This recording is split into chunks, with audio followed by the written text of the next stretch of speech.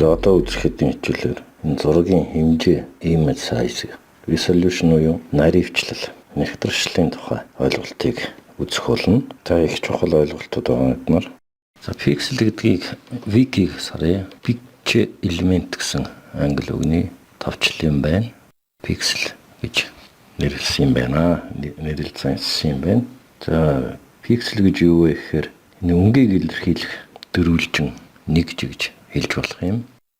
Нэг зургийг нээсэн байна. Z очиг дарангаа маус очиг чангаагаад байгаад хахад зураг маань томорч байна. За ингээд томсоор байгаад энэ дөрвөлжин хэсгүүд нь бол пикселүүд гарч ирж байна. Нэг дөрвөлжин, нэг пиксел гэсэн үг юм аа. За тэгэхээр зургийг бүрдүүлж байгаа пикселүүдийн тоо хэмжээг бол зургийн хэмжээ буюу image size гэж нэрлэдэг. Харин зургийг хэвлэхэд одоо инч юм уу эсвэл дюймд багтах, оногдох пикселүүдийн тоог бол resolution буюу наривчлал гэж хэлдэг. За resolution бол принтлэх, хэвлэх үйл явцад их хэрэглэгддэг технологийн хэллэг байгаа. За жишээн дээр харъя. Энэ нэг зургийг нээсэн байна.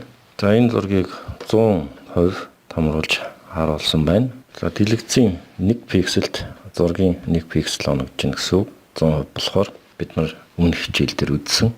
Зураг маань өргөнөөрөө 972, за өндрөөрөө 670 пикселээс бүрдэж байгаа зураг байна. За тэгэхээр калькулятор дээр тооцож үзье. 972-ыг өрчхөн 670 пиксел тэнцүү 651,240 пикселээс бүрдэж байгаа юм байна. Энэ зураг маань.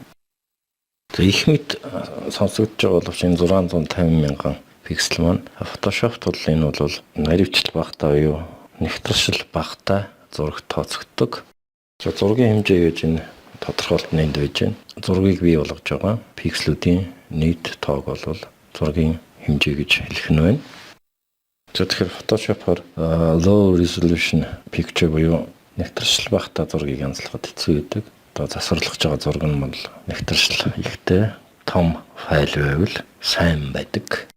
За resolution буюу нэгтршил наривчлал гэдэг нь болохоор миллиметр юм уу эсвэл инчт оногдох пикселүүдийн тоог хэлж байгаа. Хэвлэл одоо принтлэхэд ашигладаг нэгж байна, ойлголт байна. Одоо энэ зураг дээр бол нэгтршил одоо resolution их бага байна. За энд нэг анхаарах юм resolution буюу энэ наривчлал нь болохоор хэвлэх ажиллагаанд зориулсан гэж төрүүлсэн. Тэгээ тодорхойлолт нь энд байж байна.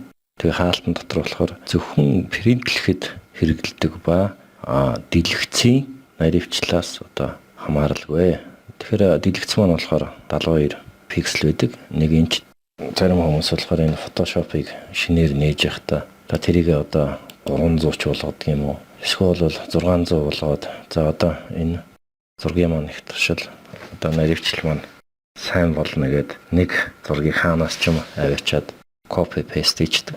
Тэгээ нөгөө зураг маань болохоор тэртээ дөрвөө шаардлага хангахгүй зургийн хэмжээ нь бага, image size нь бага байвал яаж ч одоо тэр screen resolution өсгөөд нэмээд бол нэмэр байхгүй байдгаараа л байна. Тэгэхээр энийг бол маш сайн анхаарах хэрэгтэй. За одоо энэ зургийг нэ. За тэр зүүн доод болонд зургийн хэмжээ байж байна. Айхтар том хэмжээтэй файл байна. Зургийн файл 167 мега хэмжээтэй байна.